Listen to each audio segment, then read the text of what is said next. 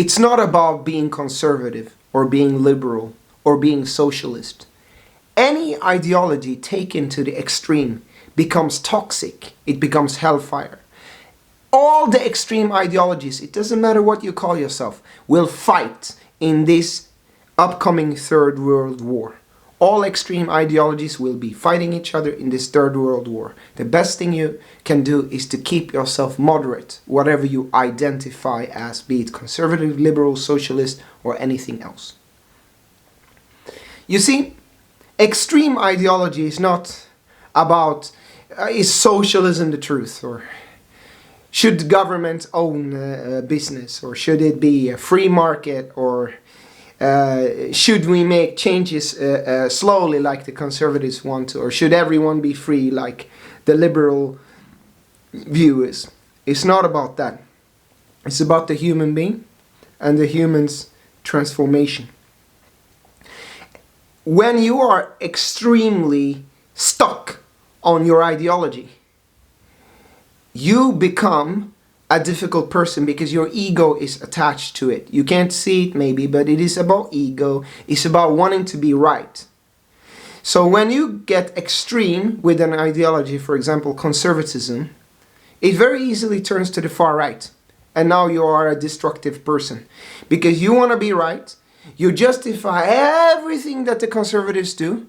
And everyone that the liberal socialists, they are evil people. They are stupid people. They are failures. They don't work hard, etc., etc. They are losers and all of these kinds of things. So you will end up boosting your ego, stopping to listen to people, create a barrier between you and those other people who don't think like you. And then you end up in a place with good guys and bad guys. And anytime you view the world in terms of good guys and bad guys, you are astray, and you will be one of the fighting forces in this Third World War. Spiritual people will be out of it because a true spiritual person is moderate. Doesn't matter what ideology, you will always be moderate because you can see the common humanity among all people.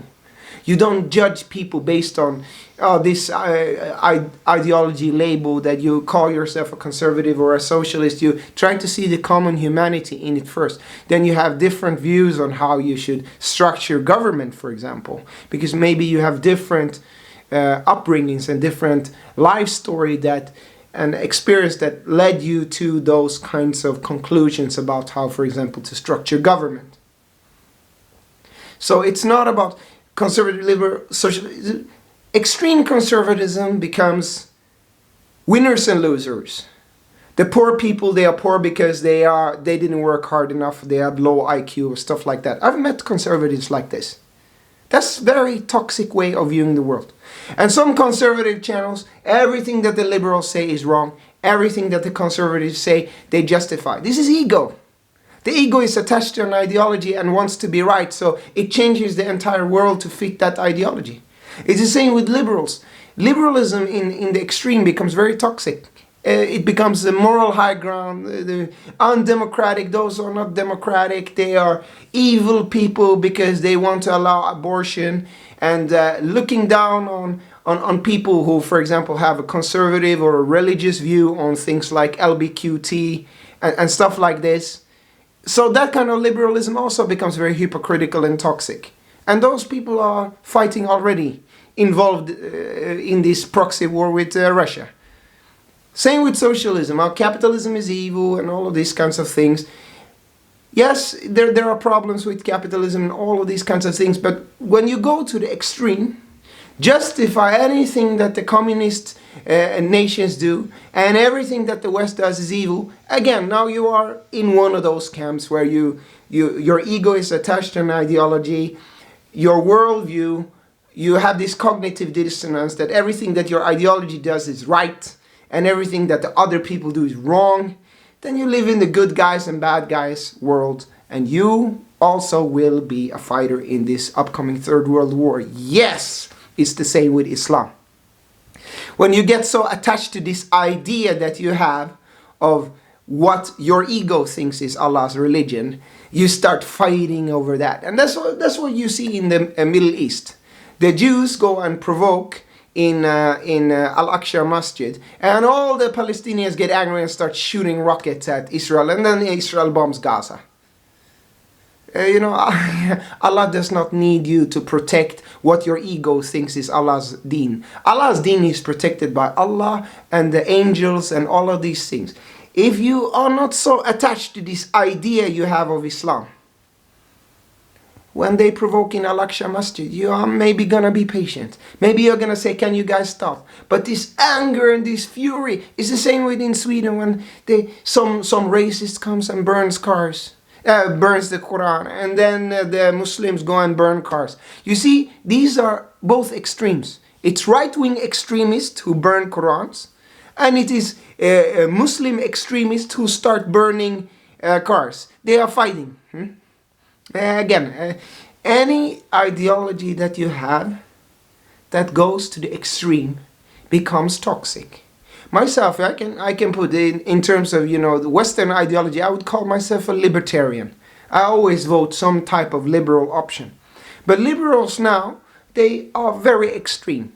They are very extreme with their ideas of democracy, and they justify anything that the West does, and anything that is not Western is undemocratic and it's unliberal, it's not free. Russians are not free, Indians are not free, Chinese are not free, Africans are not free. That's not true. This is toxic liberalism. It's not reality.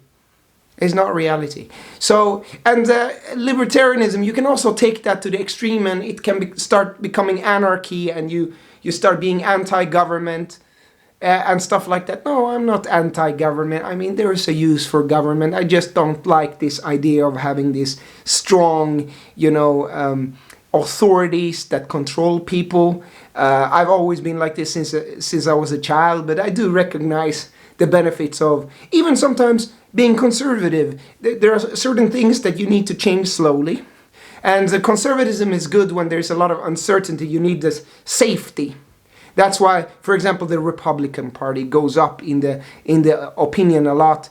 In America, when there's a crisis, they need this safety and security. I recognize that. Liberalism or freedom works better in large cities like Amsterdam, New York, etc., where you have many different kinds of people that blend together in a kind of chaos. Then you have to let people be free. Socialism, it certainly has a application. Even this type of socialism where where sort of government owns a lot. That's one type of socialism. Another one is that the employees own the company, or the people who produce are the ones who sort of own the surplus value. If you want to be Marxist about it, there's definitely a use of that. Strong government is very useful during certain periods of time, but also a nation evolves in stages. So after a while, you need to let go of that. So, be a moderate. Don't be extreme.